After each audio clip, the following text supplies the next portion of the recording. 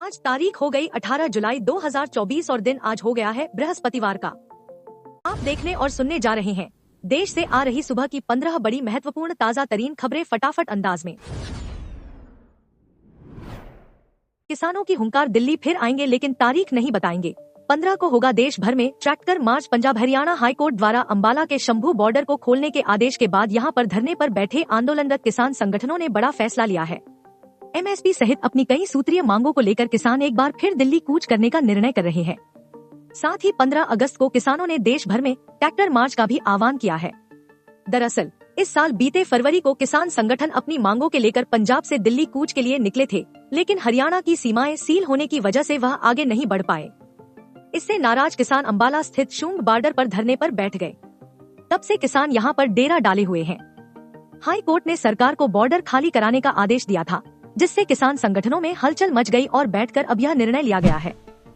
किसानों के लिए खुशखबरी, कृषि उपकरणों की खरीदी पर मप्र सरकार दे रही 50% तक की छूट, ऐसे करें अप्लाई। एमपी सरकार की ओर से किसानों के हित में कई योजनाएं चलाई जा रही हैं। इसी के तहत राज्य के लघु, सीमांत एवं पिछड़े वर्ग से संबंध रखने वाले किसानों को लाभ प्राप्त होता है। सरकार द्वारा इस योजना में कृषि उपकरण की खरीदी पर अधिकतम 50% का अनुदान दिया जा रहा है। लाडली बहना योजना की सफलता के बाद महाराष्ट्र सरकार ने राज्य के लड़कों के लिए लाडला भाई योजना शुरू की है। मुख्यमंत्री एकनाथ शिंदे ने इस योजना की घोषणा की। आइए इस नई योजना के तहत लड़कों को मिलने वाले लाभों के बारे में जानें। इस योजना के तहत युवाओं को उनकी शैक्षणिक योग्यता के आधार पर विभिन्न वित्तीय लाभ प्रदान किए जाएंगे। 12वीं कक्षा पास करने वाले युवाओं को 6,000 रूपए प्रति माह, डिप्लोमा करने वालों को 8,000 रूपए प्रति माह और स्नातक युवाओं को 10,000 रूपए प्रति माह सरकार की ओर से मिलेंगे।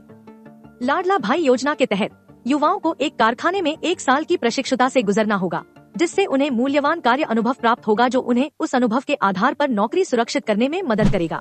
गांवों को बजट में बड़ी सौगात देगी मोदी सरकार। आय बढ़ाने पर होगा फोकस। ग्रामीणों की आय बढ़ाने के लिए सरकार बजट 2024 में चल रही योजनाओं का विस्तार और कुछ नई योजनाओं को पेश कर सकती है। अभी चल रही योजनाएं जैसे सड़क निर्माण योजना, पीएम किसान सम्मान निधि योजना, पीएम आवास योजना, मनरेगा जैसी योजनाओं में लाभ की राशि बढ़ाई जा सकती है। योगी मंत्रिमंडल में होंगे बड़े बदलाव, संगठन में भी फेरबदल संभव। लखनऊ बैठक के बीच आया अपडेट। मुख्यमंत्री योगी आदित्यनाथ मंत्रिमंडल में बड़ा बदलाव कर सकते हैं। इसके अलावा बीजेपी प्रदेश संगठन में भी बड़ा बदलाव संभव है। यूपी में विधानसभा उपचुनाव के बीच बीजेपी यूपी में संगठन को दुरुस्त करने में जुट गई है।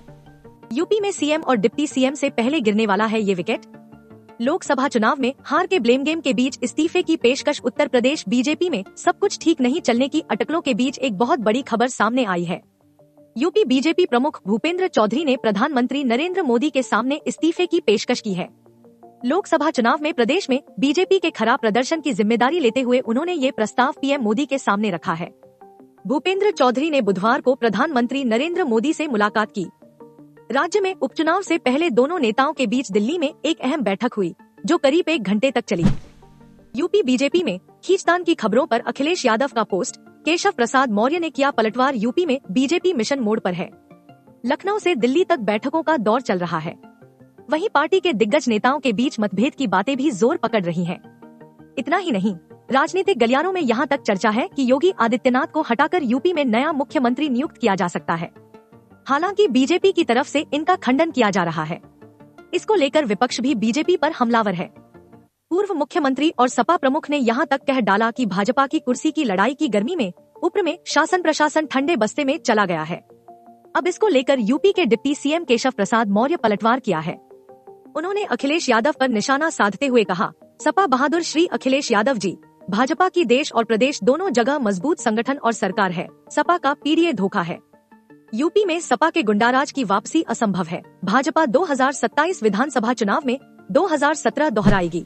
वायनाड लोकसभा सीट से कांग्रेस प्रत्याशी व पार्टी की राष्ट्रीय महासचिव प्रियंका गांधी वाड्रा ने एक्स पर वीडियो पोस्ट कर लिखा कि प्रधानमंत्री नरेंद्र मोदी कुछ दिन पहले मुंबई में कह रहे थे कि हमने जाने कितने करोड़ रोजगार देकर रिकॉर्ड तोड़ डाले।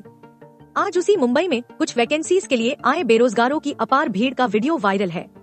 उन्होंने कहा कि इसके पहले गुजरात के एक होटल में 25 वैकेंसीज के लिए 15 लाख बेरोजगार आए और भगदड़ जैसे हालात बन गए थे।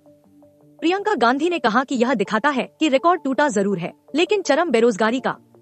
उन्होंने कहा कि ये देश ऐतिहासिक बेरोजगारी का सामना कर रहा है। ऐलान होते ही लाडला भाई योजना पर राजनीति शुरू। महाराष्ट्र में कल मुख्यमंत्री ने युवाओं के लिए लाडली बहना योजना के तर्ज पर लाडला भाई योजना का ऐलान किया। इसके ऐलान होते ही राज्य में सियासी बयार चल पड़ी है। विपक्ष ने सरकार पर तंज कसने शुरू कर दिए हैं।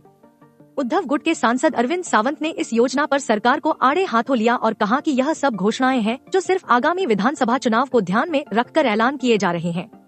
ये चुनावी स्टंटबाजी है। सीएम सिर्फ ऐलान कर रहे, इसे लागू करने के लिए फंड कहां से लाएंगे? पश्चिम बंगाल में नेता प्रतिपक्ष और भाजपा के लीडर शुभेंदु अधिकारी ने कहा है कि हम हिंदू और संविधान दोनों को बचाएंगे। उन्होंने बड़ा बयान देते हुए कहा कि अल्पसंख्यक मोर्चा को भी बंद कर देना चाहिए, इसकी कोई जरूरत नहीं है। शुभेंदु ने भाजपा की स्टेट एग्जीक्यूटिव मीटिंग में कहा कि हम उसका साथ देंगे जो हमारा साथ देगा। सबका साथ सबका विकास करने की कोई जरूरत नहीं है।